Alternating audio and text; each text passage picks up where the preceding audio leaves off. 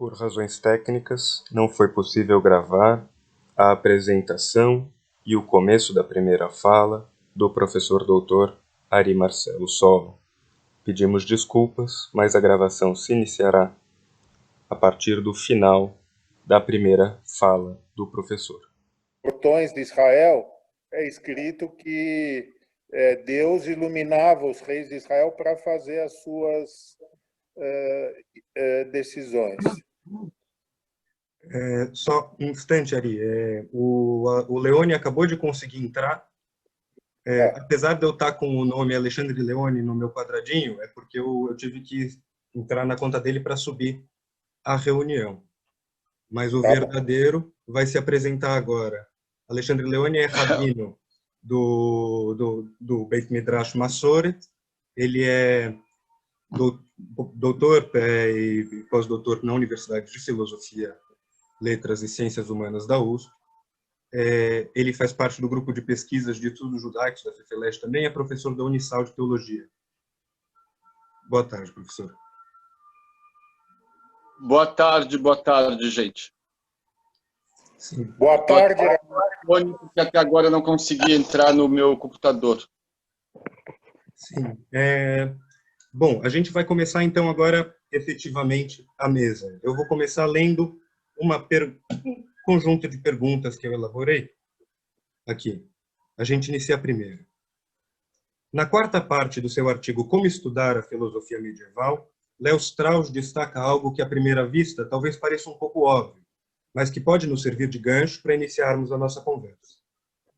Abre aspas. Para o judeu e para o muçulmano, religião não é, como seria o cristão, uma fé formulada a partir de dogmas, mas sim uma lei, um código de origem divina. Consequentemente, a ciência religiosa, a sacra doutrina, não constitui teologia dogmática, teologia revelata, mas sim a ciência da lei, halachá ou fiqh. Algo interessante a ser destacado na citação de Strauss é o uso do termo código como sinônimo de halachá, a lei judaica. E por que isso é interessante?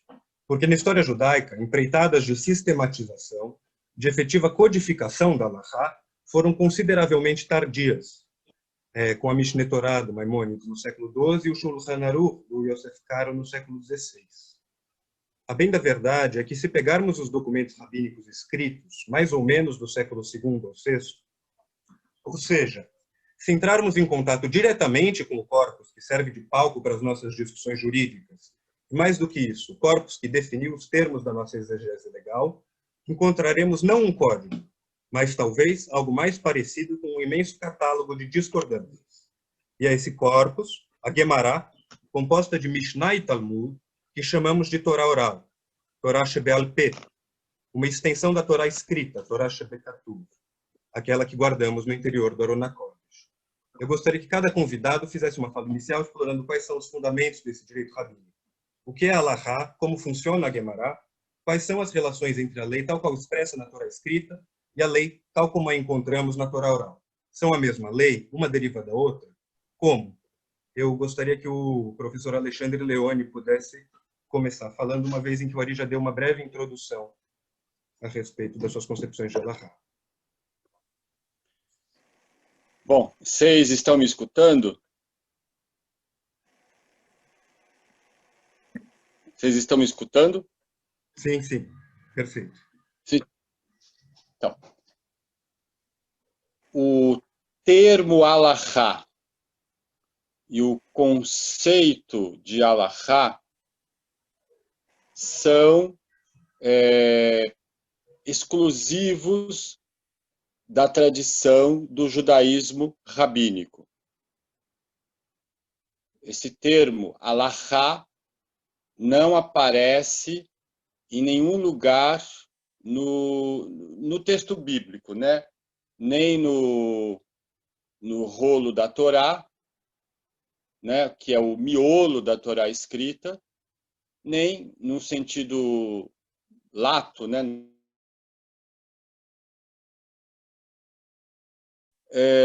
Em nenhum lugar da Bíblia, né?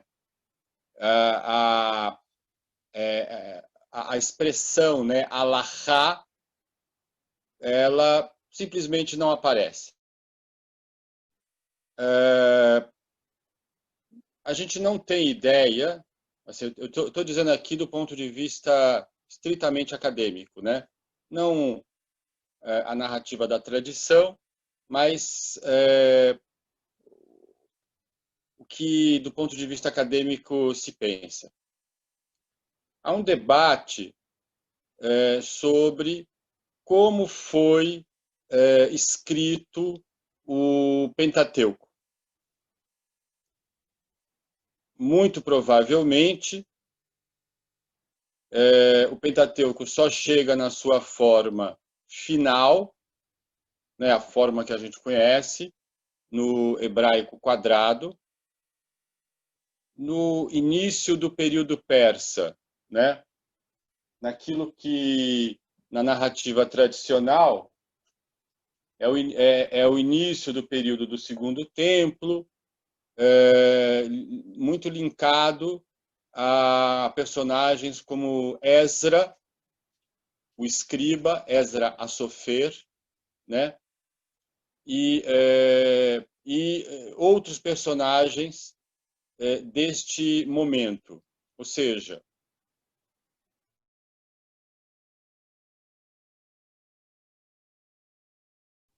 Leone ficou sem som, com um instantezinho.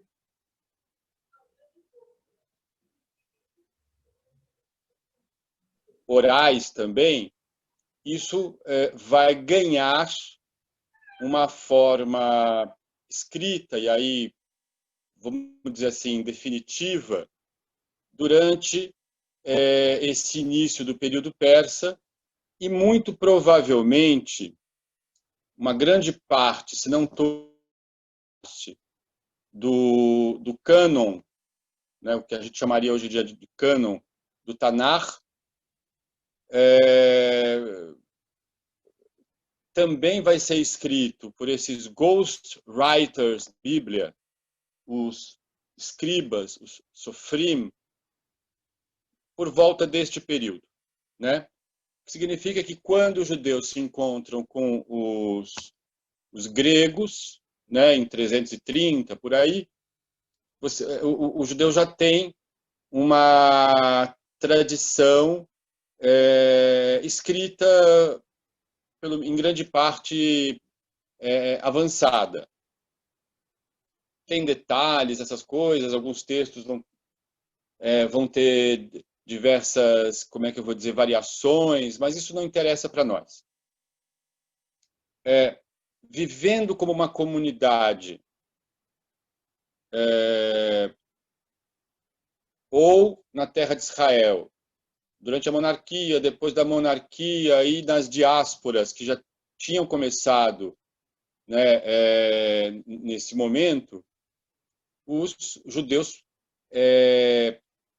se organizam enquanto comunidade e se organizam de acordo com suas leis e costumes, né? É interessante notar que, apesar de que o texto bíblico, ou, melhor dizendo, o próprio Pentateuco, né, o rolo da Torá, não fazem nenhuma referência a uma tradição oral, assim, expressamente, a tradição oral, ou tradições orais, eu não estou querendo dizer que seja a tradição, né? Mas tradições orais sempre permearam o texto escrito, né? Basta você abrir um Sefer Torá, um rolo, que você vai ver que algumas letras são escritas de um certo modo, outras de outro, umas grandes, outras pequenas, certos espaços são sempre deixados, e isto você não tem no próprio texto um manual de como escrever o texto. Isso significa que esses escribas guardam também entre si tradições orais, né? Um outro momento importante, assim, eu estou fazendo grandes pinceladas aqui, um outro momento importante é o momento, pensando agora na festa de Hanukkah, né? Quando surge o reino da Judéia, com aquela dinastia dos Hashmonaim. é neste momento, né, que vai se configurar, por exemplo, a existência de um Sanhedrin, né? Muito se discute sobre essa instituição, porque ela tem raízes mais antigas, mas, por outro lado, ela se assemelha a coisas que existiam naqueles reinos helenísticos ou em Roma neste momento, né? Mas, de qualquer modo, a existência desse corpo, ao mesmo tempo jurídico e que interpreta a lei, e nesse sentido legislativo também, isso vai ser muito importante, porque é nesse contexto que vão aparecer diferentes ideias com relação à Torá e ideias com relação ao que é o corpo jurídico, né? Que já existia, mas ao mesmo tempo está em formação. Um exemplo simples durante o período da rainha Alexandra Salomé, Shlom Tzion, né? Que ela pede aos sábios que redigam a Ketubá, o contrato matrimonial. Não que não houvesse casamento, mas a partir daí o casamento judaico também será regido por um contrato que vai estipular uma série de obrigações do marido para com a esposa, inclusive obrigações financeiras, né? Para depois do casamento, inclusive, caso haja um divórcio ou ela fique viúva. Então, a lei, no sentido do seu corpo jurídico, ela vai ter, assim, naquele momento, muitos desenvolvimentos. Um outro exemplo disso o Hillel vai pegar emprestado do direito grego uma ideia chamada prosbul, né? Que vai permitir que a pessoa que empresta dinheiro, ela não pode pedir juros, mas se for através do Beit Din, então a dívida não pode ter alguns juros e a dívida não vai cancelar no 7º ano, né? Ou seja, o que eu quero mostrar aqui é que em cada uma desses momentos o corpo jurídico que rege a nação vai também sendo transformado, e é neste momento quando vai surgir primeiro o chamado uma frente de escolas, não é uma coisa única, né? Chamados os fariseus, os prushim, opostos aos, por exemplo, seduquim, saduceus. Existe um rabino chamado Jacob Neusner, scholar do direito judaico, que ele diz o seguinte, é interessante a ironia, ele fala assim, o mito fundador, mito não no sentido falsidade, mas no sentido de narrativa sagrada, fundadora, e eu diria, não apenas fundadora, mas que individualiza o judaísmo rabínico em relação a todas as outras formas de judaísmo que existiram ou têm existido na história, é a ideia de que a Torá ela é dupla. Ela não é só a lei escrita, não é só o texto escrito, que nessa época já é tido como se fosse mosaico, né?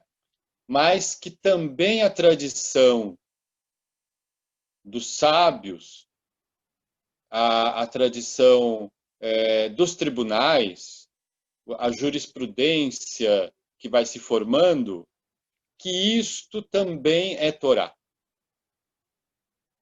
né?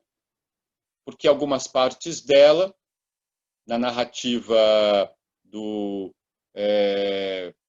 do judaísmo rabínico seriam Alahá le Moshe Sinai. Seriam mosaicas.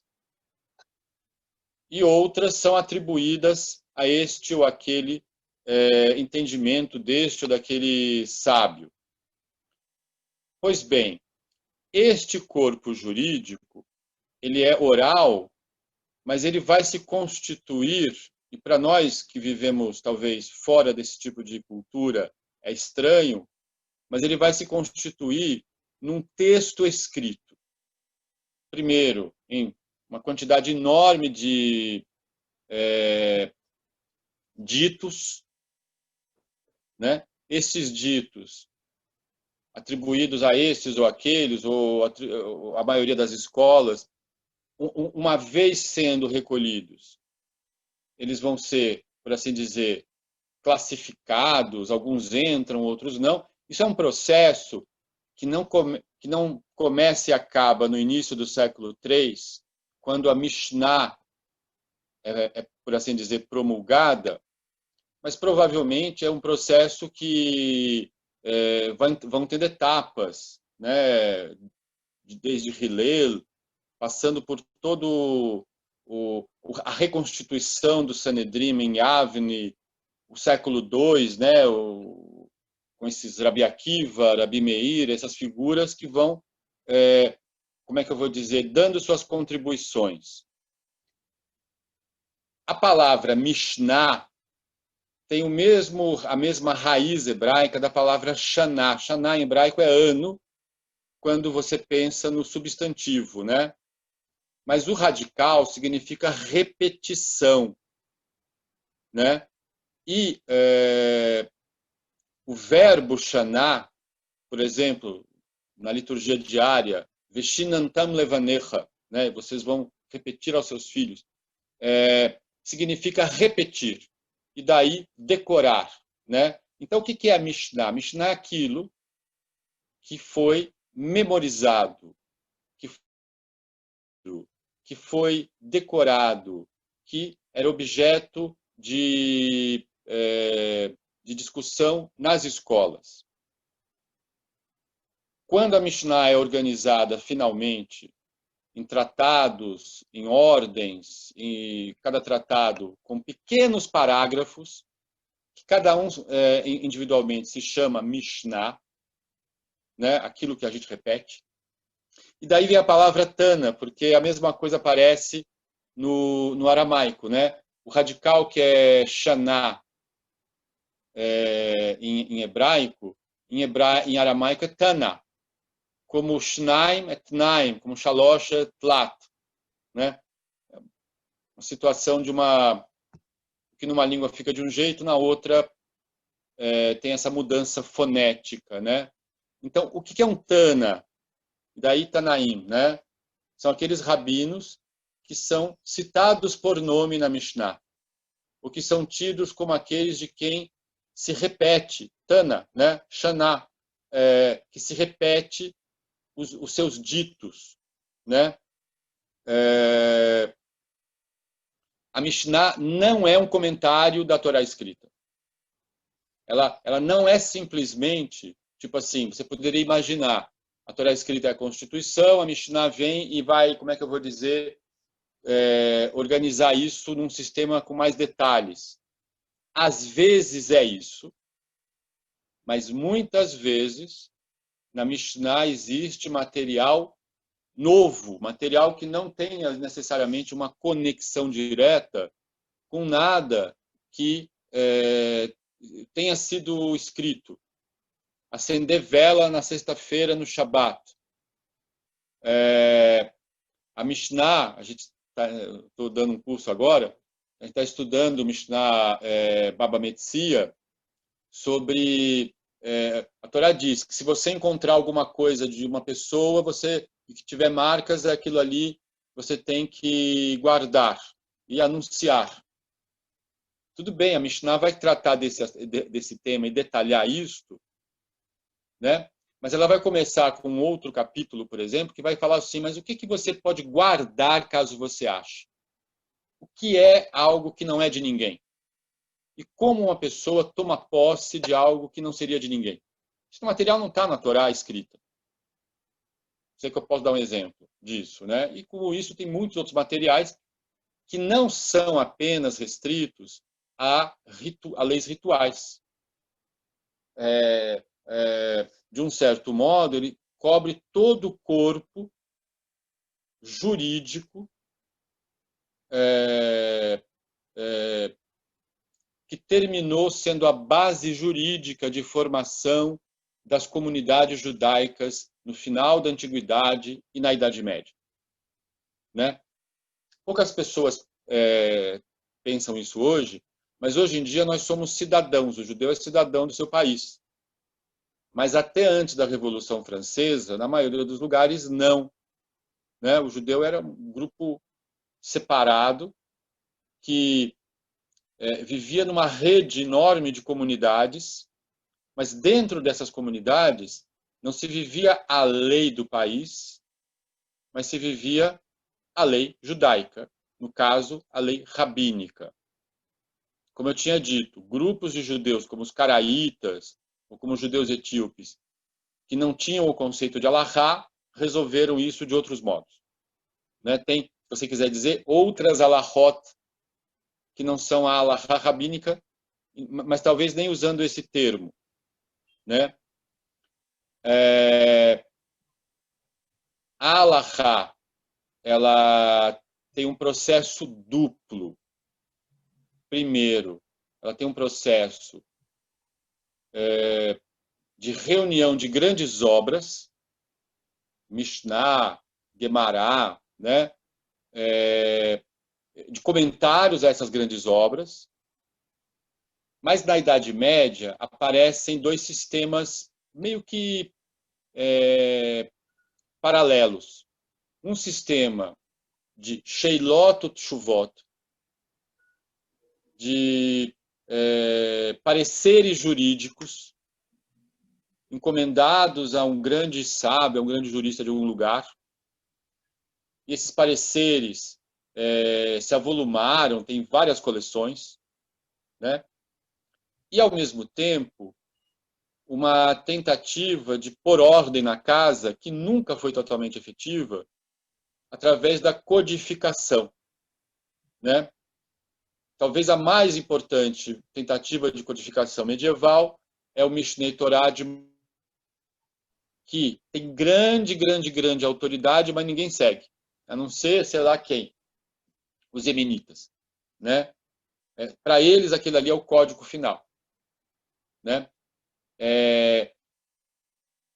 Outras tentativas de codificação, seguindo um outro viés que vem do Rosh, o Arbaturimi, que dá no chamado Shulchan Aruch. Mas o Shulchan Aruch, quando ele é editado, com a finalidade de ser o último código, nem assim ele consegue, porque quando ele chega, como ele é um livro feito, uma série de códigos, né, feitos no mundo mediterrâneo por um sefaradi, um lista, mas um sefaradi, quando ele chega na Polônia, ele é totalmente glosado, ele é totalmente editado, e, na verdade, para o mundo askenazi, os comentários do Ramá, de Moisés Isserles, eram até mais importantes do que o próprio texto do Shulchan Aruch. Nos séculos seguintes ao Shulchan Aruch ficou aquela discussão sobre que autoridade teria esse código. E a gente tem, a partir do século XVIII e XIX, duas tendências dentro do mundo rabínico e uma tendência divergente. A tendência dentro do mundo rabínico é a seguinte: aparece uma ultra-ortodoxia no século XIX que inventa que o Shulchan Aruch é o último código. E isto tem nome e sobrenome, né? Era o Hatan Sofer. Né? Isso tem uma influência enorme, primeiro na Hungria. Há, porém, uma outra escola que vai dar, tanto na neo-ortodoxia como no mundo massorti, que continua colocando o seguinte: o Shulchan Aruch é muito importante, mas não existe essa coisa de último código. O modo de fazer Halahá continua sendo igual e a gente pode usar todo o escopo de toda a literatura igualmente. Ou seja, faz do Shulchan Aruch um novo Mishnei Torah. É uma referência, mas não é a última. E surge uma tendência anti-alárrica no mundo chamado da reforma, né? Recentemente, apareceu uma coisa nova também, porque a tendência das discussões da Halahá foram sendo elas se afunilarem. Na medida em que certas áreas da vida social não eram tratadas pelos tribunais, isso foi sendo deixado de lado, né? O Mishnei Torah é muito mais amplo do que o Shulchan Aruch, por exemplo, em termos de áreas do direito que ele aborda. Recentemente, com a criação do Estado de Israel, que não deveria ser, pelo menos no papel, um Estado religioso, então, inicialmente, a lei do Estado de Israel é segundo o sistema implantado pelos britânicos e que tinham também algumas leis do Império Otomano, um sistema que eu quero dizer assim, laico e ligado à common law, que é o sistema até hoje dos tribunais israelenses, né? Mas em Israel, em virtude de um status quo, digamos assim, o que seria a lei de família, casamentos, divórcios, essas coisas, são regidas por tribunais rabínicos.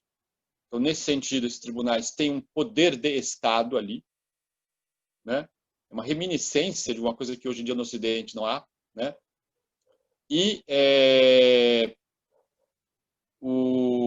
Mas surgiu também uma escola de juristas, o nome principal é o Meir Elon, que quiseram, inclusive conseguiram fazer um movimento, passar uma lei assim, que esse escopo da Halahá poderia ser usado como base para encontrar soluções jurídicas na lei judaica, na lei israelense, não judaica, na lei israelense.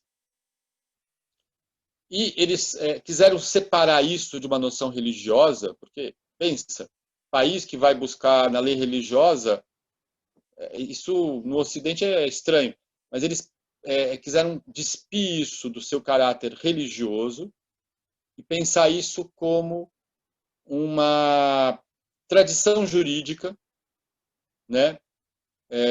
E chamaram isso de Mishpat Ivri, o direito hebraico, né? Isso é um movimento que tem gente que, inclusive entre os juristas de Israel, nem todo mundo é a favor dessa abordagem, tá entendendo? Mas, bom, eu fico por aqui porque eu acho que eu até devo ter passado todos os tempos.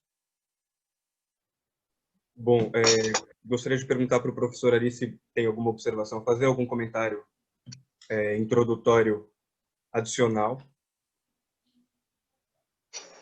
Você está sem áudio.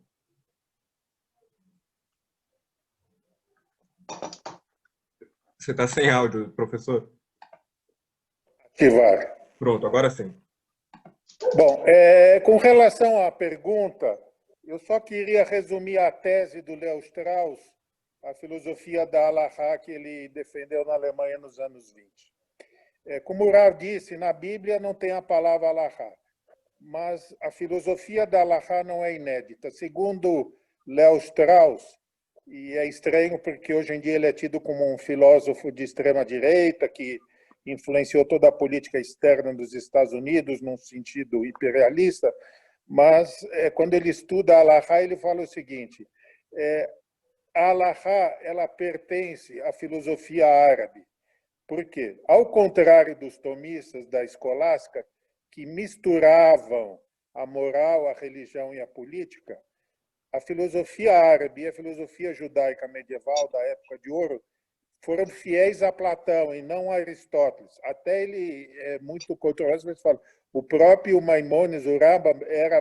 antes platônico do que aristotélico. E, nesse sentido, a filosofia da Halakha é uma filosofia política. E a gente vê que isso permitiu o desenvolvimento científico dessa época. Quer dizer, você tinha os juristas árabes, Averroes, Avicennas, eles eram cientistas de ponta e juristas religiosos, e não misturavam as duas coisas. É ao contrário do cristianismo. Então, eu acho que essa mensagem do filósofo reacionário Léo Strauss é importante, porque no mundo de hoje, mesmo a gente vê... Ontem eu estava vendo um rabino liberal, Rubinstein, que escreve coisas lindas sobre o judaísmo, mas ele escreveu um livro, Jihad e Genocídio. Quer dizer, tem essa propensão nossa, judaica, de hostilizar o islamismo, mas o nosso modelo de halakha é o modelo de fiqh, que é da cultura árabe, que é a filosofia política de Platão. Sobre filosofia grega, como eu falei, eu não consigo não ensinar Torá para os meus alunos a São Francisco, eu não consigo não falar de filosofia do direito na sinagoga do Rav Leone. Então, vou falar um pouco de um rabino ortodoxo que tinha uma grande cultura geral. Ao contrário dos Haredim, hoje em dia, ele era a favor que todos os judeus religiosos tivessem uma formação científica. E ele fala que isso veio do Maharal de Praga, o famoso rabino Lev de Praga, que tinha também essa cultura científica. Rabino Yitzhak Hutner, ele, seguindo o que eu falei no início, eu não vejo diferença entre Torá e Halakha. Para mim é tudo a lei oral, mesmo que está escrito é lei oral, porque, como eu falei na época da Torá, também quando os reis decidiam, eles tinham que fazer uma decisão humana. Como está na terceira ou quarta pergunta, o forno de Arnai, Hashem fala, a lei não está no céu, eu dei para vocês, é uma lei humana. Tá? Eu vejo uma coisa unificada. E os ortodoxos, vamos dizer, esses ortodoxos que eu gosto, eles têm essa visão de uma revelação progressiva. Quer dizer, no Sinai foi dado a Torá e a lei oral, só que aí é que está. O Hutner fala, pegando o exemplo, o que aconteceu em Hanukkah? Por influência dos gregos, né, na guerra contra os gregos, eles passaram a fazer uma Torá individualizada. Então, ele explica, quer dizer, isso precisaria entender um pouco de direito, mas antes você fazia uma decisão inspirada nos profetas. E depois, e é o caráter do Talmud até hoje em dia, do Shulchan Aruch, você tem que citar as fontes, você tem que argumentar, você tem que justificar. Então, a gente vê essa simbiose com a cultura grega em Hanukkah, mas como eu escrevo, né, inspirado num grande professor de Jewish Law, que é o David Dalby, ele dizia o seguinte, a Halakha é uma resistência à filosofia do direito grego, ao direito romano, mas é uma resistência dialética, porque antes você não tinha essa necessidade de argumentar, de fazer uma narrativa épica, etc., porque tudo isso a gente viu como os gregos faziam, como os romanos faziam. E aí é que a gente fez a nossa halakha, que a gente fez o nosso Talmud. Tem um rabino da Jewish Theological Seminary, eu acho que o Rav é graduado lá, Shaul Lieberman, que era ortodoxo. Ele dizia o seguinte, os alunos perguntam, professor, eu quero entender Talmud, o que o senhor recomenda? Você tem que ler Lucan, que era um poeta romano. Então, esse modelo da oralidade, da retórica, da argumentação, que veio do mundo pagão helênico, romano, a gente trouxe para o Talmud. Por isso que o Talmud é aberto. Não adianta falar código Shulchan Aruch, porque o Shulchan Aruch é uma mesa posta. Continua havendo polêmica, continua havendo discussões. Perfeito. O senhor adiantou aqui um pouco a próxima. Eu posso brigar com o Rav? Com o meu Rav na sinagoga ortodoxa eu brigo. Vocês podem brigar? A minha Jewish Law Association defende o Mishpat Ivri, eu acho que é a coisa mais linda. Eu sou diretor para a Galuta. Mishpat Ivri não é o direito religioso, é justamente a parte não religiosa do direito. Direito das obrigações, direito de família religioso, direito de propriedade intelectual. Nada mais justo, eu acho que isso vale até no Brasil, porque às vezes a gente encontra uma boa solução na Espanha, você vê no STF, nada mais justo que em Israel se procure se inspirar na Halachá, né, na Massor, na tradição hebraica. Quando tem lacuna, você vai ver o que a Halachá fala num caso de propriedade intelectual. E esse movimento fez 100 anos, ano passado, e começou em 1918 na Rússia. Quer dizer, não é uma coisa reacionária, começou com a Revolução Soviética. Eu acho que tem gente de direita no Mishpat Ivri, mas vejam bem, a gente não está falando em tratar de temas religiosos, porque isso já tem lá, direito de família. Eu estou falando de tratar do direito das obrigações, inspirado na Halachá. Então, eu sou favorável ao Mishpat Ivri. Perfeito. Posso seguir para a segunda pergunta ou algum de vocês gostaria de fazer mais algum comentário? Eu só vou dizer uma coisa aqui, com relação à história do Mishpat Ivri. Eu nem tinha colocado minha posição claramente, mas o lance é o seguinte: os únicos outros países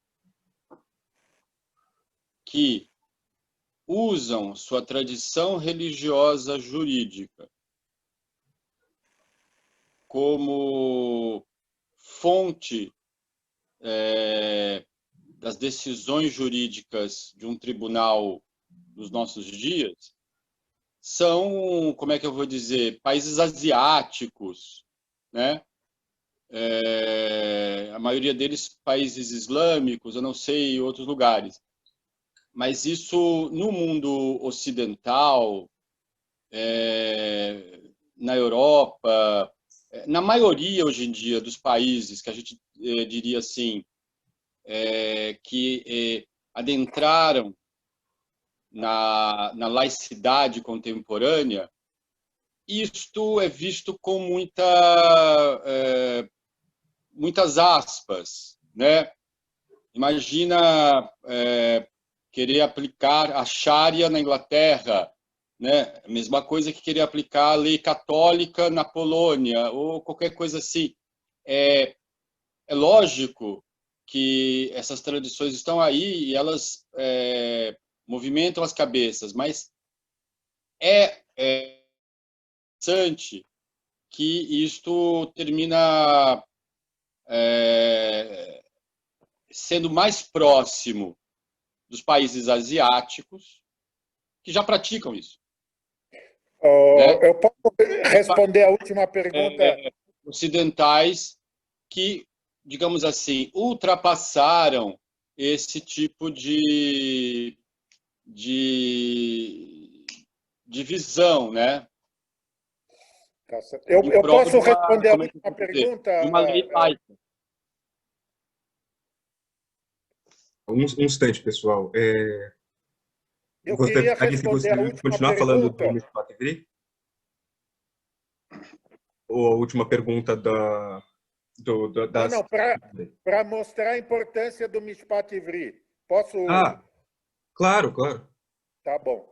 O Menachem Elon, que foi citado pelo Rav, é o maior jurista do Mishpat Ivri em Israel, certo? Ele faleceu. Quando o Rabi Meir Kahana, aquele rabino horrível, entrou no Knesset, ele tinha que jurar como deputado. E ele se recusou a jurar porque tem um passuk que ele citava dos Salmos, imagina o livro de Salmos, que falava que ele só jura pela Torá e não jura por mais nada. E aí ele não foi dado, o presidente do parlamento não deu posse para ele. Aí o caso foi parar na Suprema Corte e o Menachem Elon, em vez de aplicar a Constituição israelense, que existe, isso daí em todos os países existe, até na Inglaterra, ele aplicou o Mishpat Ivri. O que é o Mishpat Ivri? É bem isso que eu falei. É uma revelação progressiva. Então, o Elon, ele disse como é que as autoridades judaicas, antes da criação do Estado de Israel, na Idade Média, eles assumiam seus cargos. Aí ele falava, todos juravam pelo regulamento da Kahal. Então, esse Ramak, Rab Moshe Isserles, todos falavam que a autoridade judaica tem que jurar pela lei da Kahal. E assim era feito a profecia. Então, o Menachem Elon falou, como o Mishpat Ivri fala que nenhuma autoridade judaica pode ser investida do seu cargo sem jurar pelo direito corporativo, assim também esse deputado radical também tem que jurar, e por isso ele foi impedido. Então, vejam, isso é um caso de direito constitucional, que não tem nada a ver com lei judaica, mas ele buscou a inspiração na Halachá, e aí a gente vê a beleza da Halachá. A Halachá não é só, como eu falei, terminou com Ravashi, ela continua na Idade Média, isso é século XII, Rav Isserles e tudo mais. Então, eu acho que isso daí, com isso, ele afastou o Kahan de tomar posse no Knesset.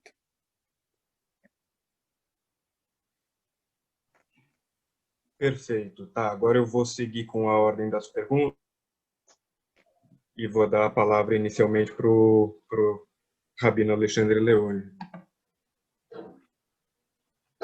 No Tratado Talmúdico de Eruvim, mais precisamente em 13b, encontramos algo muito interessante. Rabi Ava, citando Rabi Shmuel, diz o seguinte a respeito de uma dentre tantas discordâncias insolúveis entre Beit Hillel e Beit Shammai, as escolas de Hillel e de Shammai. Por 3 anos discordaram Beit Hillel e Beit Shammai. Estes diziam, Alahá é conforme o que nós dizemos, e aqueles diziam, Alahá é conforme o que nós dizemos. Surgiu uma bat-kol, uma voz celeste, e disse, tanto estas quanto aquelas são as palavras do Deus vivo, mas a Alahá é conforme Beit Hillel. A presença de uma bat-kol, de uma voz celeste que surge diante de discordâncias alárricas, também pode ser encontrada em outro excerto de outro tratado talmúdico, Bava Metzia, no 59b, a questão do forno de Aknai. Gostaria que vocês discorressem um pouco a respeito do que se trata essa discussão em Bava Metzia e como ela é resolvida.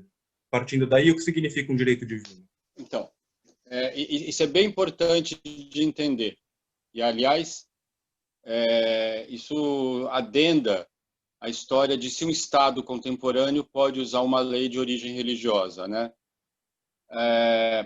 A fonte da Halachá, diferentemente, por exemplo, da, sei lá, a lei brasileira ou a lei francesa, ela tem como fonte a soberania popular. Né? O povo decide se vai fazer A ou se vai fazer B, né? Num direito como o direito judaico, ou então como a Halachá, né, no caso do direito rabínico, ou como a Sharia, né, no mundo islâmico, você tem um sistema jurídico cuja fonte está na experiência religiosa, né? Cuja fonte, por assim dizer, é o profeta. Lógico que nos dois casos, tanto da Halachá rabínica como da Sharia, a gente tem vários juristas e sábios reinterpretando e tem influências diretas, né? mas veja que interessante essa história. São duas histórias bem interessantes. A primeira delas, há uma discussão, e nessa discussão as duas escolas têm 1000 razões, né? E provavelmente tem gente se colocando para um lado, Beit Hillel, tem gente se colocando para o outro lado, Beit Shammai, e muitas coisas. No entanto, olha que coisa interessante. Beit Shammai foi derrotado, né? A Halachá que veio depois de Beit Shammai não é segundo Beit Shammai, na maioria das coisas é segundo as opiniões de Hillel, por N motivos. Mas é interessante que aqui aparece um princípio, que não é exatamente um princípio jurídico, mas uma ideia de visão de mundo, em que aparece uma bate-cola, aparece uma voz divina, né? É interessante que vozes divinas com a bate-cola não são escutadas no período bíblico. Lá é o profeta, é outro tipo de experiência. Nesse momento aqui, século I antes de Cristo, século II depois, III, aí agora tem bate-cola. Aí agora, como é que eu vou dizer? A moda da revelação é de outro modo. E essa bate-cola aparece e fala a seguinte: Eilu vaeilu divrei Elohim Chaim. Essas e aquelas são as palavras do Deus vivo. Ou seja, os dois têm razão. Ou os dois têm fortíssimas razões. Ou os dois estão expressando igualmente uma opinião verdadeira. Va'alachá kefi Beit Hillel. No entanto, apesar disso, será segundo e conforme a casa de Hillel a Halachá. Por quê? Porque a casa de Hillel se mostrava mais cortês. Ela primeiro expõe as razões da casa de Shammai, estuda, portanto, o que a casa de Shammai pensa, a expõe em primeiro lugar e, em seguida, expõe a sua opinião. Querendo dizer o seguinte: olha, eles ganham essa possibilidade de definirem a Halachá, apesar de que as duas fossem muito boas, porque tem algo extra aqui, que é uma certa humildade, que é uma certa capacidade de escutar as razões do outro. Isso você vai ver depois aparecendo, não com o Shammai Hillel apenas, mas no corpo da Mishnah, quando muitas vezes a gente vai ver opiniões individuais que são rejeitadas, né? Que são uma opinião, a maioria foi para o outro lado, mas, no entanto, essa opinião ela não é suprimida, ela fica lá. Houve grandes debates da Idade Média e depois da Idade Média sobre o que significa Eilu vaeilu divrei Elohim Chaim. São os dois lados corretos? Ou são os dois lados bem intencionados? Ou será que a Torá admite uma duplicidade? Assim, e as autoridades foram para diversos lados, algumas tentando suprimir essa noção que em si já é dialética, né? Outras vendo nisso uma força do sistema jurídico. Por quê? Porque aquela decisão que naquela circunstância foi considerada rejeitada, ou aquela argumentação, numa outra situação, ela pode ser uma resposta. Nada fica totalmente excluído. Em algum momento aquilo pode vir a ser usado, né? A segunda história, ela no mundo massorti, no mundo dos seminários rabínicos conservativos, é uma história contada e recontada várias vezes. Porque é a opinião da maioria. Mesmo que a maioria esteja, por assim dizer, errada, né? Mesmo que Deus venha e fale assim, olha, a opinião é que nem a opinião de Eliezer Ben Urcanos, nem mesmo assim, nesse caso, a Bat-Kol não é escutado. Essa é a grande Hutzpah. A Bat-Kol, no primeiro caso, ela é escutada.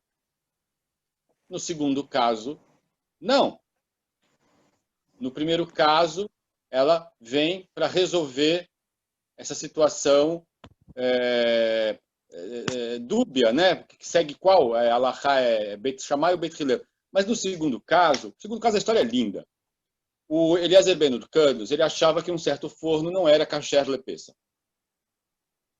né? Por motivos que não vêm aqui agora ao caso. E ele dá todas as razões do mundo e os sábios não concordam com ele, né? Por que motivos fossem, certos ou errados, eles não concordam. E ele fala, olha, se eu tiver correto, a árvore vai andar. A árvore anda, eles acham lindo que a árvore tenha andado, mas diz, isto não é um argumento. Aí ele faz o curso do rio andar para trás, do riacho.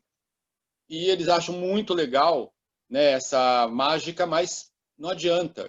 O rio andar para trás não é uma prova lárgica.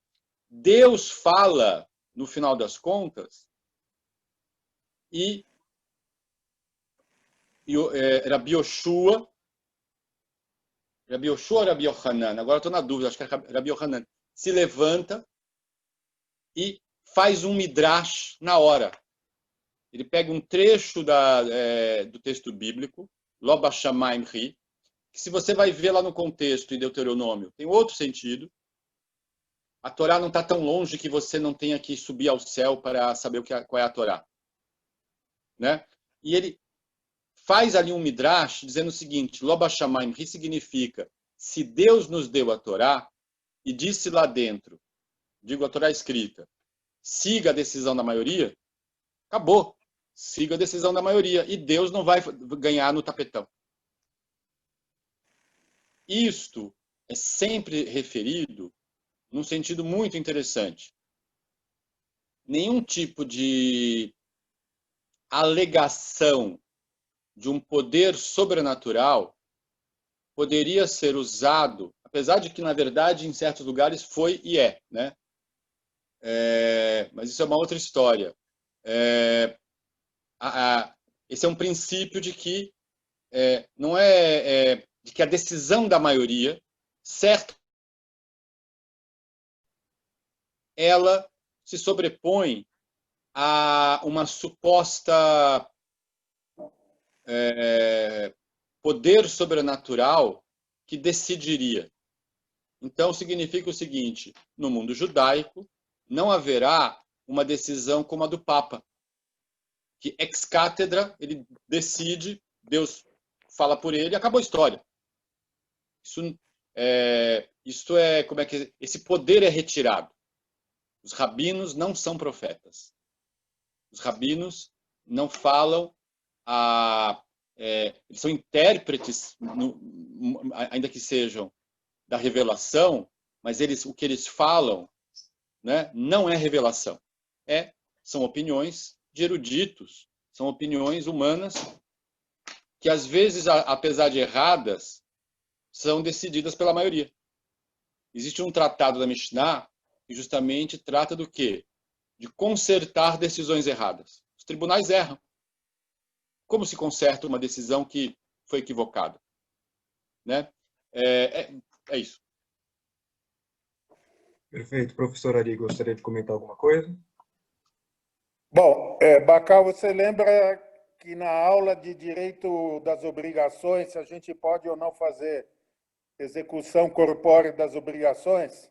Aliás, tem um livro do Menachem Elon que chama Shibud Aguf, responsabilidade pessoal por obrigações não cumpridas.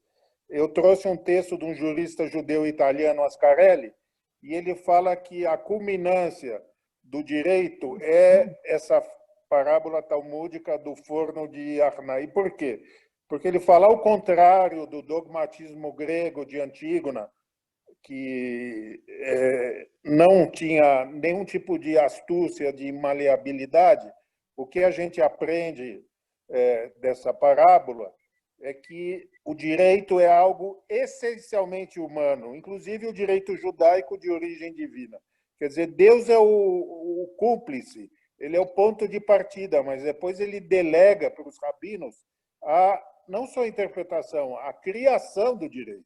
Então, todo direito é criado, nenhum direito é apenas aplicado. Isso daí é uma máxima universal, tanto que o Ascarelli termina o seu texto sobre Pórcia e Antígona, comentando o direito das obrigações em Shakespeare, com essa máxima rabínica. O homem, ele é parceiro de Deus na criação do direito. Isso daí é judaico, mas ao mesmo tempo é universal. Perfeito. Seguimos para a próxima pergunta. Só para falar coisas desagradáveis que eu não posso falar na faculdade. O Bat Kol é uma polêmica anticristã. Isso, como o Rá falou, é exatamente. Isso surge no primeiro século e como eu falei, o Léo Strauss falou, nós somos da cultura árabe, a gente não tem nada a ver com o tomismo, com a escolástica, a gente não acredita no Bat Kol, no direito do Espírito Santo. Para nós, o direito é uma legislação democrática, né? É isso, al-pirof, segundo a maioria, vocês decidirão. É isso. E quando o rabino contou essa parábola, Hashem chorou. Aliás, Hashem riu. Ele falou, meus filhos me derrotaram. Tá? Então, isso é lindo. Sim, perfeito. Agora a terceira pergunta. Por volta do século XIII, a Igreja Católica reabilitou uma espécie de combate à tradição rabínica e à sua influência. Confiscos e queimas de manuscritos se distribuíram ao longo de mais ou menos um século, majoritariamente na França. A lei oral, tida como herética e um obstáculo para a conversão dos judeus ao cristianismo, precisava ser condenada em polêmicas públicas.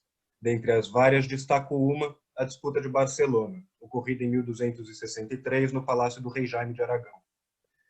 A linha argumentativa utilizada pelo frei dominicano Pablo Cristiani, um judeu convertido ao catolicismo, partiu da mobilização de fontes talmúdicas para justificar aquilo que seria a verdade dos dogmas cristãos.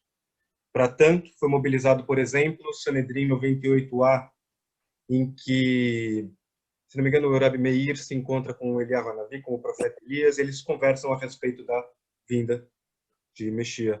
E alguns outros midrashim. A contraparte judaica do disputátil, o rabino Moshe ben Nachman, o Ramban, então, ele construiu uma defesa interessante. Ele expôs a distinção entre dois gêneros distintos que seriam constituintes da literatura da Torá oral. A Halachá, o ordenamento jurídico de cumprimento obrigatório, e a Agadá, a lenda, o exercício homilético, desprovido de obrigatoriedade de crença. Por outro lado, já no século XX, em suas lições talmúdicas, Emmanuel Levinas, discorrendo acerca de um excerto específico do Tratado de Bava Kama, que trata de perdas e danos decorrentes de incêndios, o descreve da seguinte maneira, abre aspas, é efetivamente uma alahá, mas no texto em si, a alahá se transfigura em Agadá, e esta interpretação agádica da alahá termina com ainda outro ensinamento aláhico. Assim sendo, o texto passa da alahá para Agadá e da Agadá para alahá. Começando com o professor Ari, vocês poderiam comentar um pouco sobre essa relação entre alahá e Agadá, entre o direito e o mito? Tá, eu vou fazer apenas um apontamento que eu acho que não está claro nos livros sobre as polêmicas medievais. E isso tem a ver muito com a filosofia da Halachá e da Torá, e essa ideia que é uma coisa só, é uma coisa dinâmica. O grande choque das igrejas com o Talmud é quando os apóstatas judeus, Pablo Cristiani, que sempre tem os apóstolos, eles mostraram para a Igreja Católica, porque pelo direito romano, desde da República Romana, desde César, havia uma legislação que protegia o culto judaico. E também na Idade Média e na época do Justiniano e aí ele já começou a desconfiança que os judeus deviam seguir a Bíblia. Aí os apóstatas mostraram para eles que os judeus não estavam seguindo a Bíblia, eles estavam seguindo o Talmud, que em vários casos, como o Rafa falou, a Bíblia proíbe juros. Aí, com o prosbol do Hillel, o Talmud criou uma maneira de você poder cobrar juros. Então, é isso que caiu como uma bomba no mundo cristão. Quer dizer, a gente tolerava os judeus para cumprir a Bíblia porque eles eram testemunhos históricos da vinda do Senhor e eles não estão seguindo a Bíblia. E isso é a razão psicológica profunda da queima do Talmud. Os judeus, eles eram anarquistas, eles não seguiam a letra da Bíblia. E essa acusação paulina é a mais fraca de todas, porque nunca a gente fez olho por olho, dente por dente.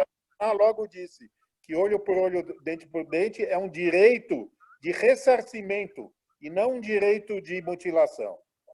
E isso não entrava na cabeça no mundo cristão. Por isso que eles queimavam o Talmud como obra herética. A Halachá é uma mudança revolucionária da Torá. E isso daí é no mundo ortodoxo, tá? Rabi Gershom Agolá tinha harém lá nos nossos Avram Avinu e ele proibiu que tivesse instituiu a monogamia por influência também do mundo cristão circundante. Então a gente vê que a Halachá ela é profundamente renovadora. Por quê? Porque a gente fala todo dia Hadesh Yameinu no que quer dizer, só hoje em dia, porque os rabinos ortodoxos sempre eram pessoas profundamente criativas, sintonizadas com o mundo social.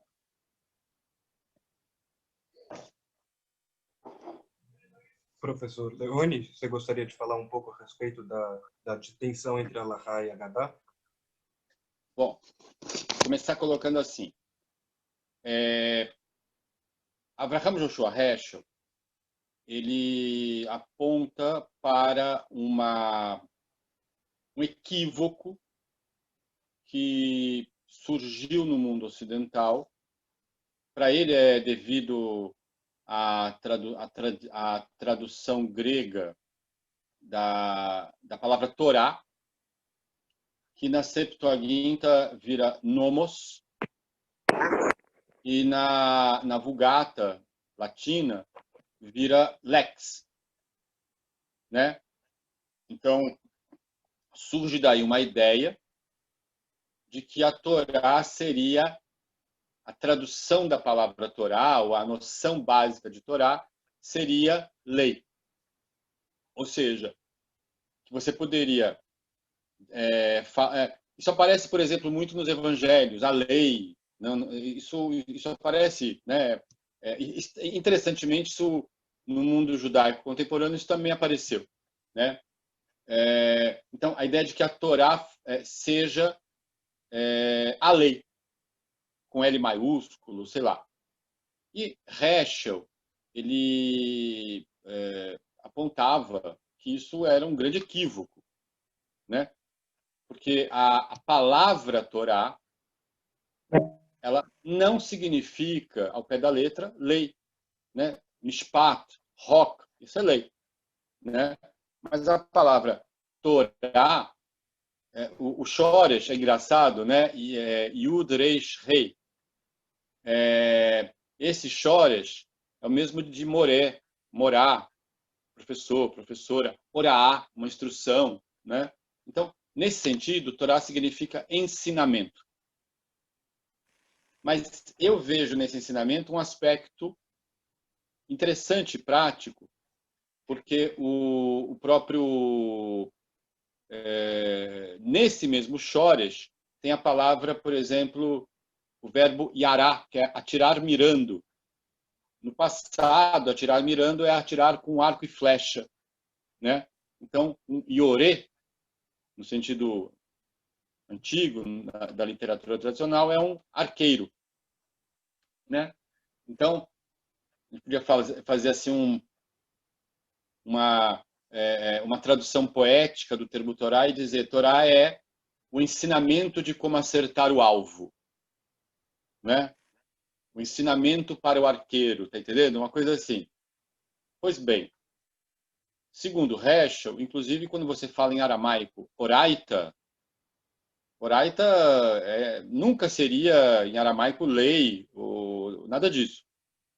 Então, é um erro imaginar que a Torá seja ela é a fonte da lei judaica, mas ela em si mesma ela não tem o papel que a Constituição tem.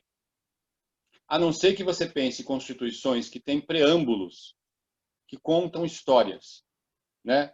A do Brasil não, mas tem constituições que contam a saga nacional e em seguida começam as leis, né?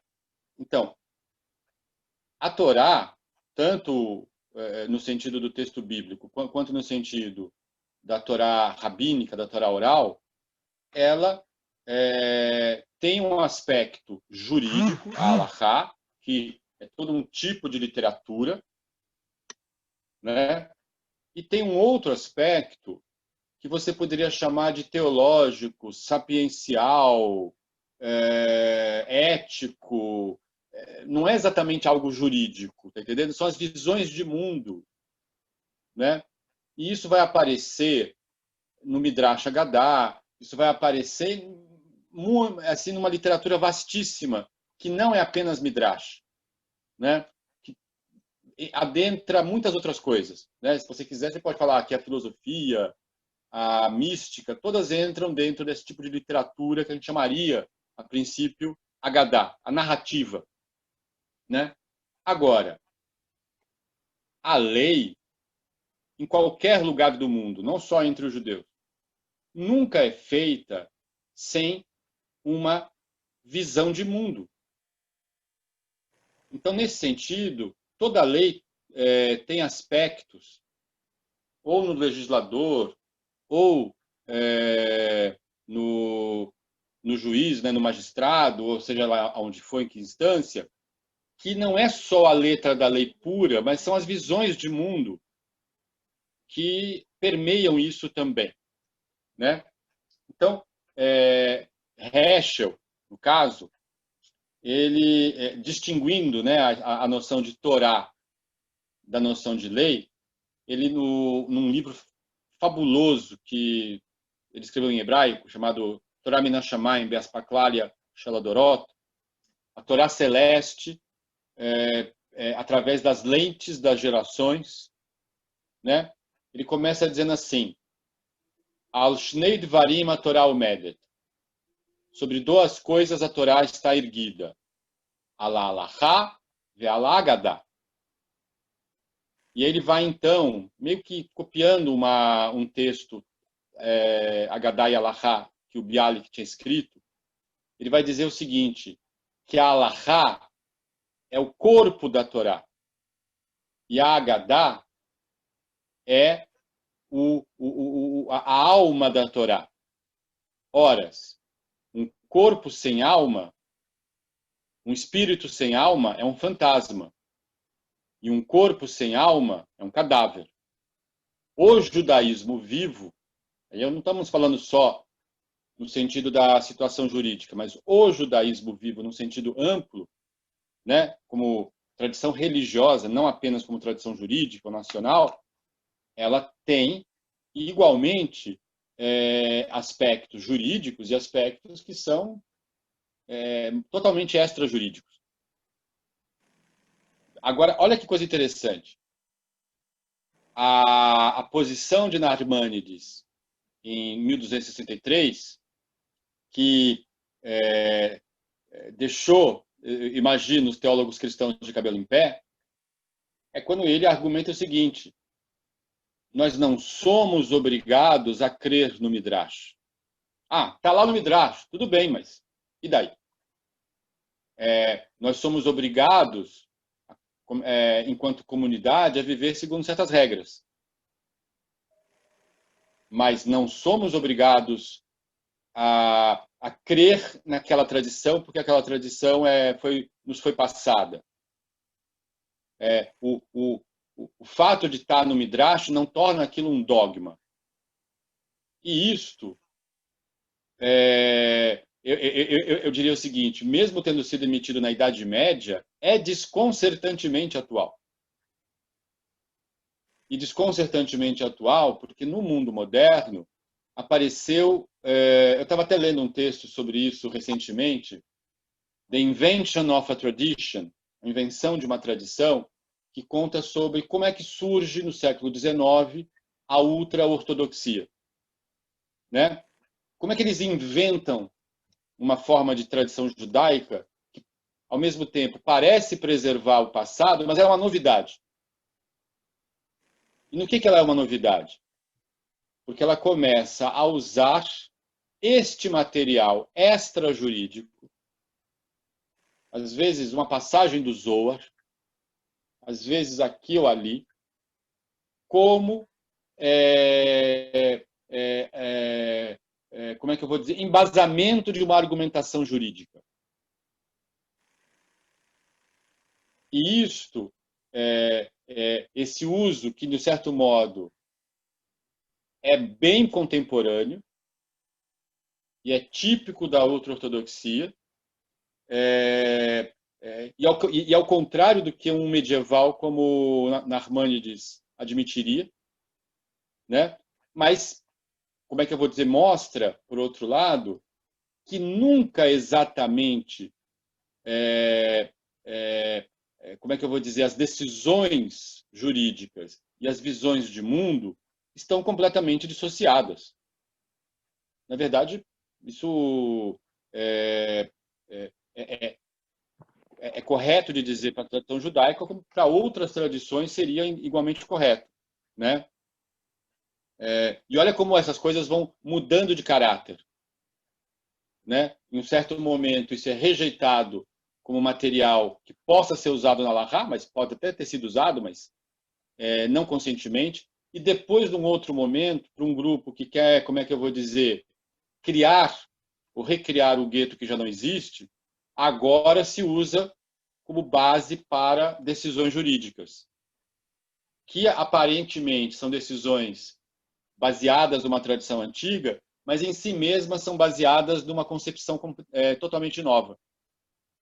No final das contas, quando a gente olha Halachá e Agadá, e pensando assim de uma maneira mais geral, nas diversas literaturas judaicas, a gente vê que não se trata apenas de uma, como queria Mendelssohn, que o judaísmo é só uma legislação.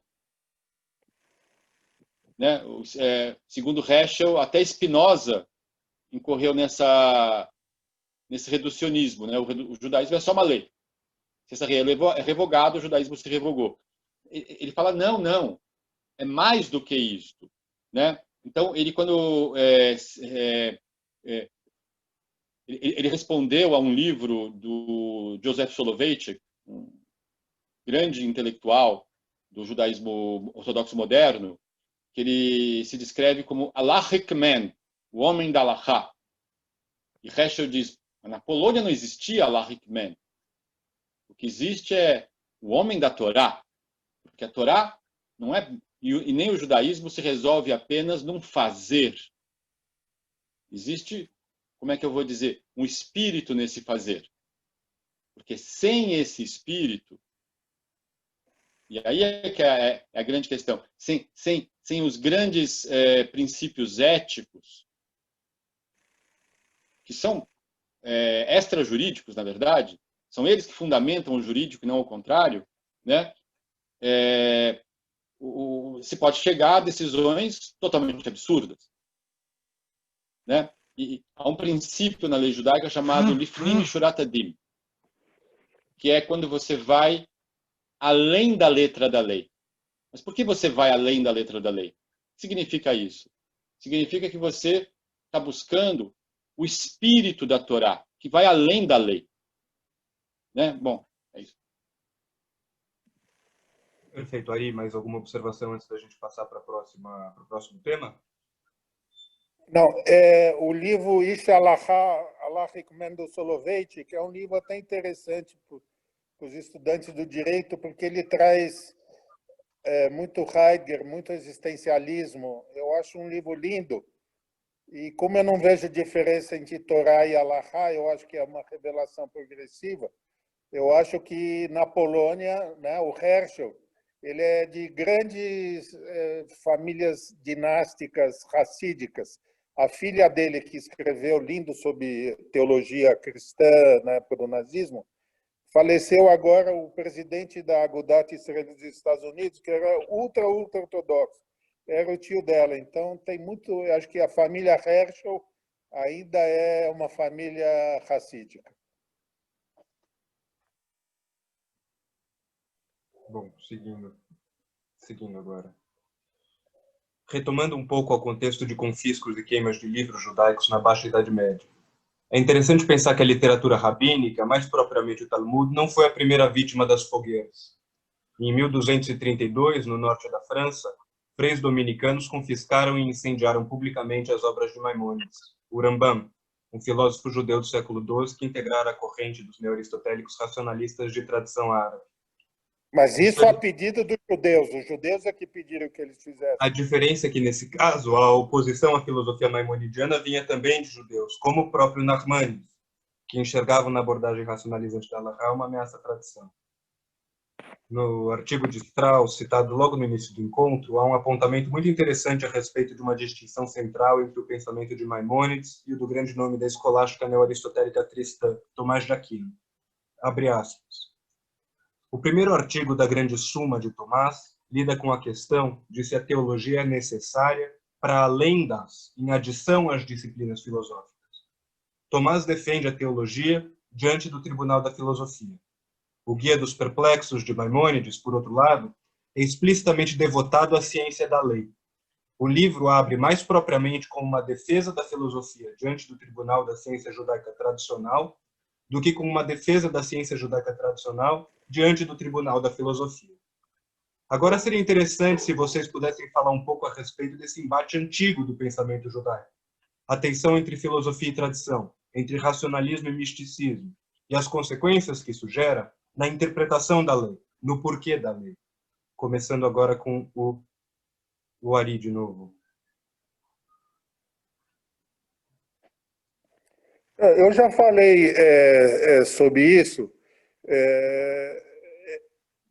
Nós fazemos parte da cultura árabe, quer dizer, eu não vejo problema falar que o nosso direito é direito asiático. Aliás, a questão da Sharia na Inglaterra. A Inglaterra não é um país secular. O chefe da igreja é chefe da soberania. Então, não é um exemplo bem do país secular. E a lei religiosa, eu já dei vários pareceres, inclusive de direito talmúdico no Supremo Tribunal Federal, quando tem questões de divórcio. E a Sharia também é aplicada na Inglaterra quando tem questões de direito pessoal.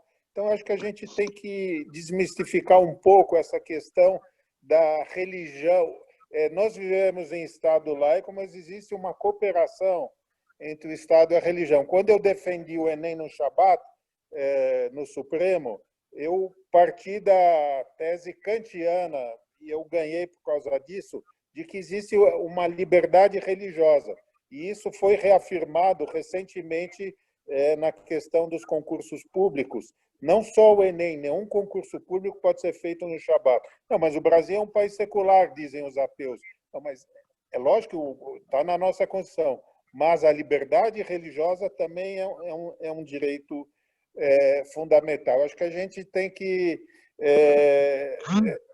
ser muito criterioso quando a gente fala o mito da interferência religiosa no secularismo estatal. Eu tenho mais medo do ateísmo do que da riqueza religiosa do Brasil. Não tem coisa mais linda no Brasil do que os evangélicos na política. Eu preferia que eles fossem do PSOL, eu sou advogado do PSOL, mas mesmo eles fazendo as coisas dele, as cirandas nos postos de gasolina para chover, o que a gente viu no Cótel também para chover? Fomos lá no Cótel e rezamos. Então, é uma coisa que a gente tem que aprender com o direito romano. Ieren dizia, o povo romano é o povo não da lei, é o povo do direito. E a força do direito romano vem da sua religião. Ninguém sabe disso. Todo mundo vê, como eu, esses gladiadores, acha que a força do direito romano vem da brutalidade. Na verdade, a força de um povo está na sua religião. Por isso que eu acho que o Brasil tem futuro. Aqui uma religiosidade, sabe? É coisa mais profunda. Eu oriento tese sobre religiões afro brasileiras. Tudo bem, eu tenho afinidade mais com a reforma do que com o catolicismo, porque eu acho que o catolicismo conduz a uma teologia política de direita, mas tudo é uma riqueza de fenomenológica de experiências religiosas.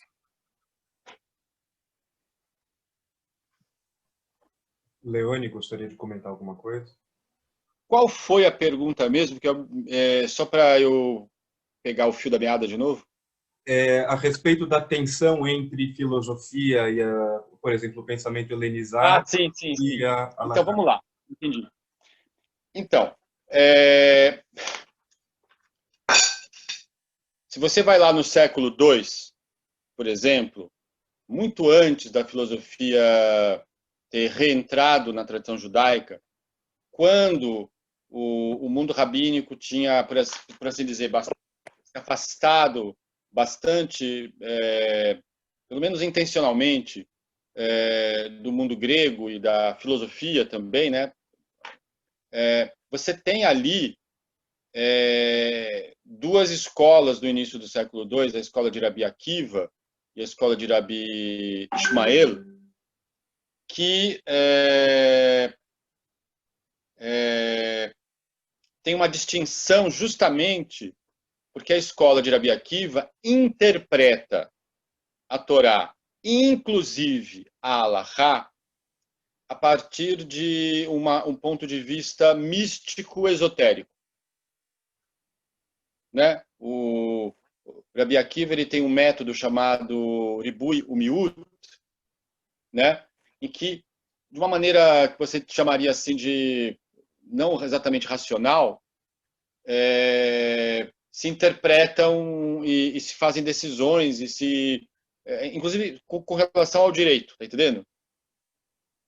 Rabi Ishmael, ele é aderente, né, de uma outra forma herdada de Hillel, né, que são aquelas regras de interpretação, né? Tem uma coisa chamada Braita de Rabi Ishmael, que até está no Sidur, e que são regras de como o texto bíblico, por exemplo, tem que ser interpretado, né? Rabi Akiva, por que ele interpreta desse jeito? Porque para ele a Torá física é só um reflexo pálido de uma Torá celeste. Enquanto que, para Rabi Ishmael, Dibra Torá Kilshon Bnei Adam. A Torá fala a linguagem humana, né? Ou seja, você já tem nas distinções entre a escola de Rabi Ishmael e Rabi Akiva vários elementos do que você pode chamar de místico e racionalista, né? E antes do encontro com a filosofia, porque o encontro com a filosofia vai se dar no contexto medieval, no mundo islâmico ali, muito tempo depois, muitos e muitos séculos depois. Ali vão acontecer outros tipos de de embates. E se você vai no início do século XIII, quando o Mishneh Torah de Maimônides chegou no Ocidente, e ao mesmo tempo ali em Montpellier, o local onde os escritos de Maimônides foram queimados foi Montpellier, né? Foi queimado o primeiro tratado do Mishneh Torah, o Sefer Hamadá, que na verdade não é um tratado jurídico, é um tratado mais metafísico do que jurídico, porque Maimônides baseia, como aristotélico, ele baseia todas as ciências da metafísica, né? Mas isso é uma outra questão.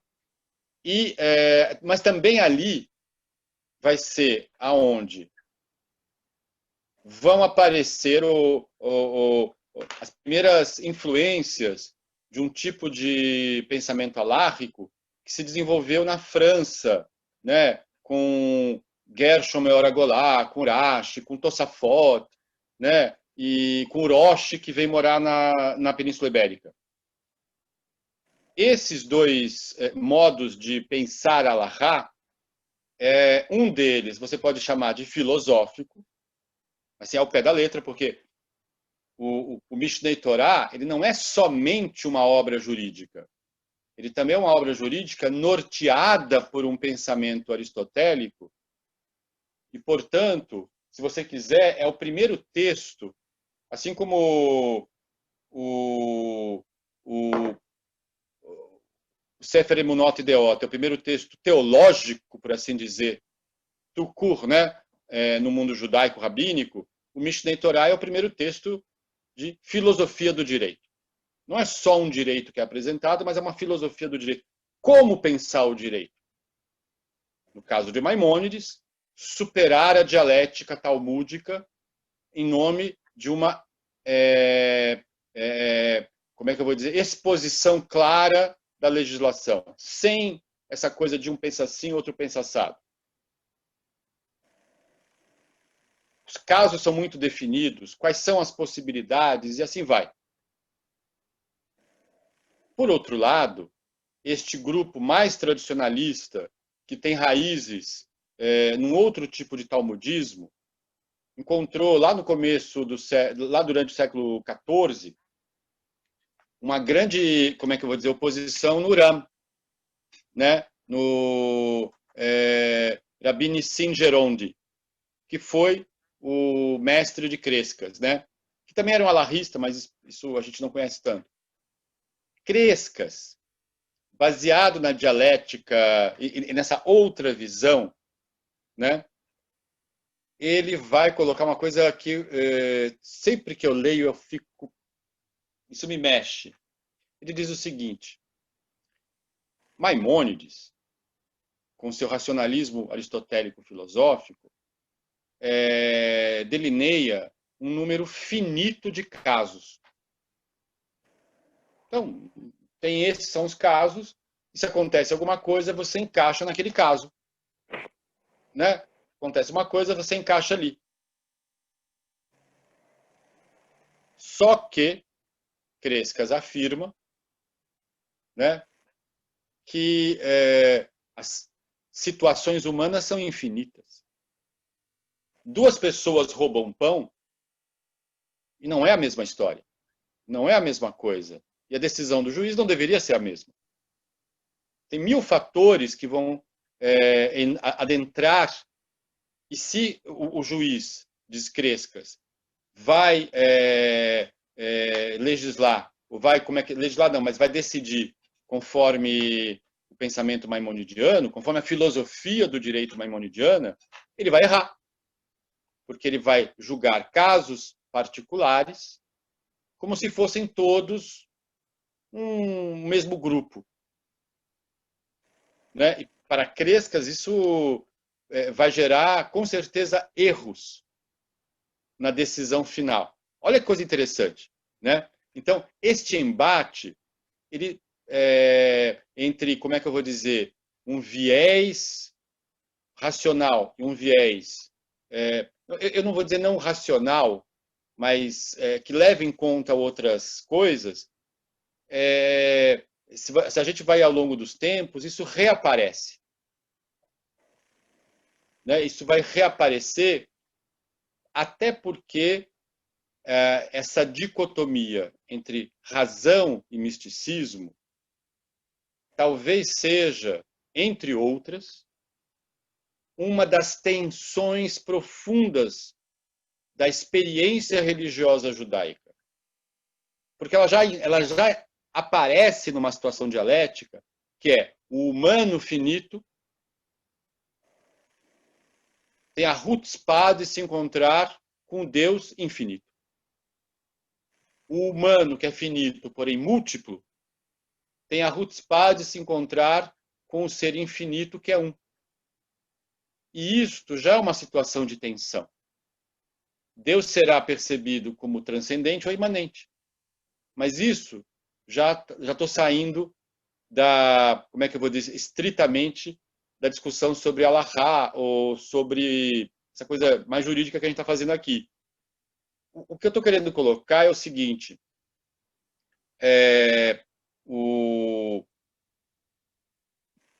e é interessante como o Maimônides depois é recuperado. Um Maimônides, por assim dizer, reinterpretado, é depois recuperado, séculos depois, como se fosse um ortodoxo. Mas Né? é interessante. A palavra ortodoxia nem existia até o século XIX, mas tudo bem. Bom, é isso. Agora, só antes da última pergunta, gostaria só que vocês fizessem um breve apanhado a respeito de como era no judaísmo, no mundo judaico pré-moderno, como funcionava a aplicação da Halakha, como se organizava institucionalmente a regulação das normas da vida comum.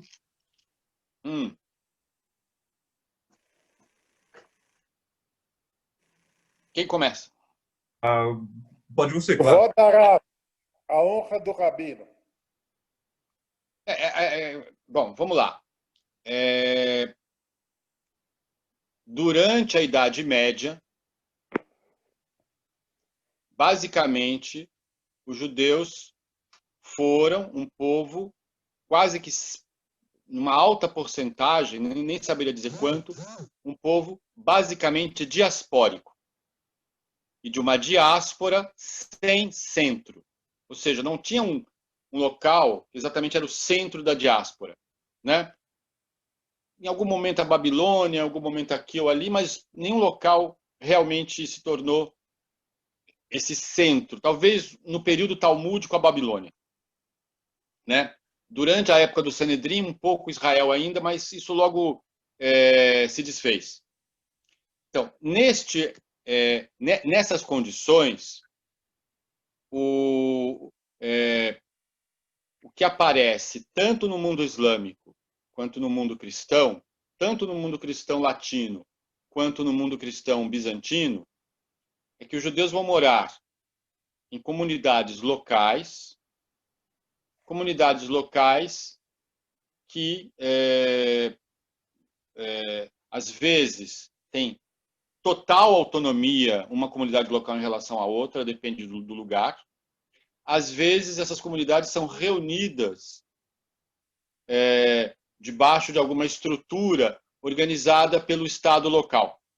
Né? Na Idade Média, por exemplo, em Portugal, em Castela, em Aragão, você tem a figura do Rabino Mor, Arabi Mor, né? Que muitas vezes é uma espécie de tribunal superior, alguma coisa assim, e certas decisões não são decisões apenas locais de uma comunidade, mas são de um conjunto, tá bom? Mas o que imperou durante a Idade Média, eu diria assim, até o final do Antigo Regime, é essa situação em que o judeu é, na prática, uma espécie de estamento separado que se regula com suas próprias leis, a não ser que seja uma situação com alguém de fora, né? E cujos tribunais são, em geral, reconhecidos pelos estados. é lógico que, ao longo do tempo, o escopo do que esses tribunais poderiam decidir mudou muito. Então, lá pelo final da Idade Média, você não vai ter tribunais com a possibilidade de condenar alguém à morte em muitos lugares, né? Esses escopos vão diminuindo, né? Ou seja, a Querrilá, isto é, a comunidade local, durante muitos séculos, foi uma estrutura com grande autonomia interna. O judeu não paga, por exemplo, imposto diretamente ao rei. Ele paga a Querrilá e a Querrilá repassa para o rei. Né? No mundo islâmico um pouco diferente, mas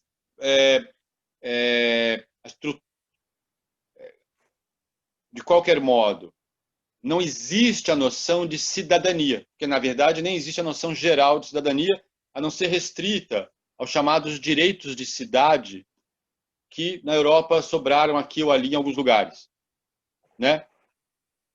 Com a emancipação, né, em que os laços medievais são abolidos legalmente, a comunidade judaica medieval em muitos lugares, ela é abolida igual as guildas foram. Não no sentido de que os judeus deixam de existir, mas deixa de existir uma comunidade autônoma. Né? Isso é um processo, isso vai durar, em alguns lugares acontece logo no início do século XIX, com Napoleão, em outros lugares vai demorar mais, né? Mas, de qualquer modo, a tendência do século XIX e XX, se a gente olhar isso, olhando uma visão de conjunto, foi que a comunidade judaica pré-moderna, tanto no Ocidente como no Oriente, muitas vezes chegou a um fim abrupto. Né? E a vida judaica foi remontada ou nas cidades ocidentais ou no Estado de Israel, já dentro de uma estrutura de Estado moderno, em que agora a Halahá, o direito judaico e todas as instâncias que ela podia ter se tornaram, como é que eu vou dizer, uma coisa comunitária, sem a religião foi para a esfera do privado, a não ser, por exemplo, em Israel, aonde em parte sim, em parte não, é uma situação um pouco ambígua, né? Mas na maioria dos lugares isso terminou, como é que eu vou dizer, os tribunais rabínicos, por exemplo, no Brasil ou nos Estados Unidos ou na França, se reúnem, mas se reúnem com um escopo de áreas que eles vão atuar muito menor do que seria um tribunal rabínico na Praga do século XIII, que queria julgar outras questões. Por um lado, a coerção, essa possibilidade de uma coerção comunitária ficou muito mais fraca, né? Por outro lado, os laços comunitários também se enfraqueceram, mas isso é uma questão da modernidade, né? O judaísmo na modernidade, mesmo aqueles que são, como é que eu vou dizer, por assim dizer, que vivenciam, sendo ortodoxos ou massorti, um judaísmo alárrico, isso em grande parte se tornou algo de decisão íntima. Eu quero viver assim, né? Essa é uma grande transformação, né, em relação a como a lei judaica foi vivida. Mas veja que coisa, estas comunidades medievais aplicam uma lei divina, aplicam uma lei cuja origem é tida como uma origem divina. Isto, volto a dizer, num Estado moderno, é algo extremamente problemático. Mesmo, como é que eu vou dizer assim, eu vou fazer uma brincadeira. O Reino Unido tem religião oficial, mas é um Estado religioso pro forma, né? Um Estado religioso para inglês ver, né? Porque, na verdade, na prática, isso não impera desse jeito. Não é como como é que eu vou dizer, no Egito, ou no Irã, né? Não tem isso. É diferente. Ou no Paquistão, é bem diferente, né? Como é que eu vou dizer? Isso são reminiscências, né? O mundo contemporâneo é um mundo que caminha, e essa eu acho que é a questão democrática, para a gente perceber assim, que há uma multiplicidade de religiões e há uma multiplicidade dentro das religiões, né? Então, esse tipo de coisa que nortearia uma visão pessoal, né? O grande problema é quando isso se vincula a noções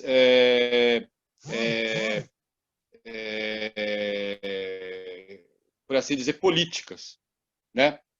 Eu sou um homem religioso que advogo pelo Estado laico. Por quê? Porque todo Estado que seja religioso mesmo vai ser uma coerção, né? E o Estado laico justamente é laico porque tem coisas que já deve se admitir que serão múltiplas e que não há como ter, como é que eu vou dizer, uma versão oficial. Mas isto hoje em dia, algo que está no meio do debate, né? Perfeito. Ari, gostaria de comentar alguma coisa antes da gente passar para a última pergunta? Não, posso. A última questão é um caso, não é isso? Isso, eu ia pedir para cada um de vocês selecionarem uma discussão da Torá oral para comentarem. Rapidamente, continuando aquele assunto da direito das obrigações, como é que a Halahá julgaria o caso do mercador de Veneza? Então, o judeu, segundo Shakespeare, ele exige o cumprimento fiel do título de crédito, que tem como garantia uma libra de carne. E a Halahá tem o princípio da dignidade da pessoa humana, que todos, como descendem de Adão e Eva, têm a sua dignidade absoluta e não podem sofrer nenhum tipo de punição corpórea. Tá? Tem o livro do Maimônides sobre obrigações, ele explica como é que funciona a execução da obrigação no direito hebraico. O credor ele tem que ficar circundando a casa do devedor e mantida uma distância razoável, quer dizer, ele nem pode chegar muito perto da casa, ele só pode ficar circundando a distância. E a gente vê, portanto, que essa obra máxima do teatro, que fala do judeu, etc., ela não aplica o direito da Halahá, porque a Halahá, em nenhuma hipótese, admite você mutilar o corpo para cumprir uma obrigação pecuniária. Isso está no livro do Menachem Elon Sheibud Aguf, responsabilidade pelo corpo. Tanto que foi uma grande revolução em Israel que eles fizeram a prisão por dívidas de alimento. Até isso, quer dizer, é contrário à Halahá, mas prevaleceu no direito civil. Já o direito romano, que é o nosso direito, né? Por isso que eu não tenho nenhum orgulho de ser ocidental, eu prefiro mesmo ser asiático. Desde a lei das 12 tábuas, prevê a possibilidade daquilo que estava na cártula do mercador de Veneza. Você matar o devedor e fracionar o corpo dele em tanto quanto fossem as prestações de vida. No Código de Manu também. Mas na Halahá você não pode executar a dívida no corpo do devedor. E isso é um princípio que vale hoje em Israel, e a prisão em caso de alimentos, né? Em caso de o marido que não paga alimentos para a esposa, teve uma discussão pesada em função disso. Esse é o exemplo que eu tenho que dar e desejo a todos feliz Hanukkah.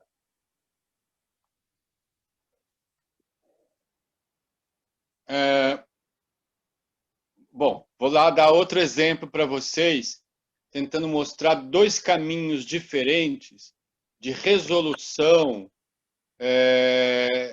que aconteceram historicamente na Halakha, né? Como vocês sabem, no texto bíblico não há uma proibição exatamente da poligamia. Apesar de que você pode dizer assim, que há uma certa visão negativa da poligamia, né? O motivo pelo qual você tem a violência, entre outros motivos, que destrói a sociedade lá no mito ali de Noé, né? Que os filhos dos poderosos começaram a ter muitas mulheres, né? É verdade que os patriarcas têm e tudo mais, mas na verdade, originalmente Abraão só queria ser marido da Sara, o Isaac ele só tem a Rebeca e o Jacó só queria, na verdade, a Rachel, que a vida levou ele para outros lados, né? Mas assim, há uma nítida tendência, apesar de que na prática não há uma proibição, né? Não saberia estimar o quanto que a poligamia tenha sido ou não tenha sido praticada no passado, mas em geral isso era uma característica de pessoas ricas, né? Por uma série de motivos que agora não vem ao caso.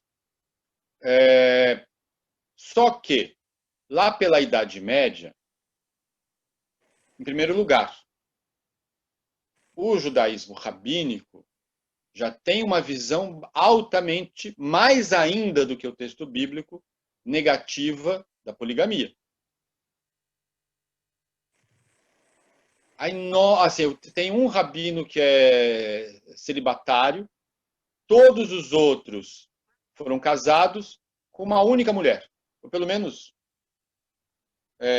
se casaram com outra foi depois que viuvaram ou divorciaram, né? Então, entre os rabinos, não era popular a poligamia, mas isso não tinha sido proibido, né? No Talmud isso não é proibido, no início da Idade Média isso não está proibido, né? Só que convivendo em sociedades medievais, no mundo islâmico e no mundo cristão, isso começou a ficar cada vez mais, eu vou usar um termo ruim, anacrônico, começou a ficar cada vez mais algo não muito bem visto, né? Então, temos aqui duas soluções que vão acontecer. Lá no norte da França, entre a França e a Renânia, né? Entre Askenaz e Tzarfat, no ano 1000, por volta do ano 1000, Gershon Meor Agolar, o mais importante autoridade jurídica dali, reúne um congresso de rabinos, né? O rabino não é uma autoridade religiosa na Idade Média, né? Ele é um mardeatre, ele é o juiz local apenas, né? E eles decidem fazer uma takaná. Parece nome japonês, mas é bem hebraico, né? Uma takaná. Eles resolvem fazer um conserto na lei, né? Letikun olam, para o conserto do mundo, né? Não como expressão cabalista, mas ainda como expressão do Talmud, ou seja, uma situação jurídica que leva a alguma corrupção social e se resolve consertar aquilo. Então, Gershom Meor Agolar lá naquela situação, eles decidem que um homem só pode se casar com uma mulher, uma decisão que valeria 1000 anos. Mas ainda que o divórcio só pode existir se ele for consensual. Não pode o marido se divorciar da esposa num ato unilateral. As coisas têm que ser combinadas. Muito que bem, isso resolveu, no mundo askenazi, essa takaná local se tornou uma emenda jurídica válida desde então. Só que no mundo islâmico, essa autoridade não tinha chegado, né? Então, no século XIX, quando se encontrou os documentos da chamada Guenizá do Cairo, que antes da descoberta dos rolos do Mar Morto, foi a maior descoberta, hoje em dia a segunda maior, mas de textos judaicos, mas em geral medievais, descobertos nesse depósito de livros do Cairo, né? Se encontrou vários e vários e vários acordos pré-nupciais. A Ketubá é meramente um contrato nupcial. Ela estipula as obrigações do marido em relação à mulher de várias formas, inclusive monetárias. O marido, quando ele casa com uma mulher no judaísmo, ele se torna devedor dela, numa tremenda dívida enorme, né? Que será paga caso ele venha a falecer, Hasve Halila, ou caso o casamento acabe em divórcio, né? Então, a mulher não é herdeira do marido, ela é credora dele.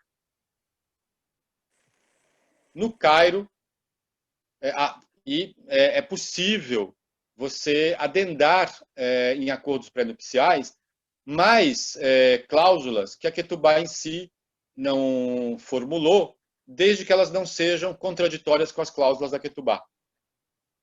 Pois aparecem várias e vários e vários acordos pré-nupciais a seguinte cláusula: que ele quer casar com ela, pois ela só aceita casar com ele se ele, ao casar com ela, não vai poder casar com nenhuma outra mulher, a não ser que ela permita. Não vai poder ter concubina, a não ser que ela permita. E não vai nem poder, por assim dizer, na época no Cairo tinha escravidão, né, comprar uma escrava no mercado, a não ser que seja do gosto dela. Ou seja, as mulheres judias do Cairo não têm a takaná de Gershon. O que elas fazem? Elas começam um costume de fazer acordos pré-nupciais que, na prática, impõem a monogamia. Então, se de um lado isso foi feito com uma decisão, como é que eu vou dizer, ad hoc, uma takaná, um decreto que assim decidiu, e para isso é necessário muita força. Por outro lado, né, no Egito, onde isso não tinha chegado, se buscou um outro caminho, né? Mas como é que eu vou dizer assim, a visão de que negativa em relação à poligamia também está ali. E é interessante porque esses dois caminhos mostram, não são só dois possíveis, como que dentro, como é que eu vou dizer assim, desse sistema jurídico, são possíveis soluções que chegam ao mesmo ponto, mas percorrendo trilhas diferentes. Mas eu tenho a impressão que nos sistemas jurídicos isto também ocorre. De que às vezes decisões chegam no mesmo ponto, mas percorrendo, por assim dizer, racionais ou argumentações que são distintas, né? É isso.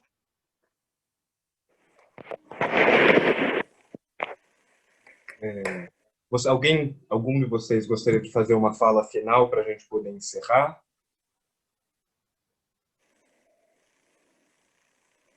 Então não. Então, perfeito. Eu queria agradecer muito aos dois participantes, ao Dr. Leone e ao Dr. Ari, pela participação. Queria agradecer também a todos os que vieram e assistiram a gente. E, enfim, Hanukkah Sameach para todo mundo. Acender as velas bonitinho, da direita para a esquerda, primeiro a central, na primeira vez as 3 bênçãos, a partir daí só 2. E é isso. Um grande abraço a todos. Muito obrigado. Olha, foi um Parabéns. grande prazer. Foi um grande prazer. Meus cumprimentos ao Luca Bacal, que está aqui aparecendo como Alexandre Leone, né? Eu vi que o Cláudio está aí em algum lugar, né? E meus cumprimentos também ao professor Solon. Foi uma grande honra a gente ter batido esse papo aqui sobre a Allahá. E Hag Sameach para todo mundo. Hag Sameach. Chag Sameach.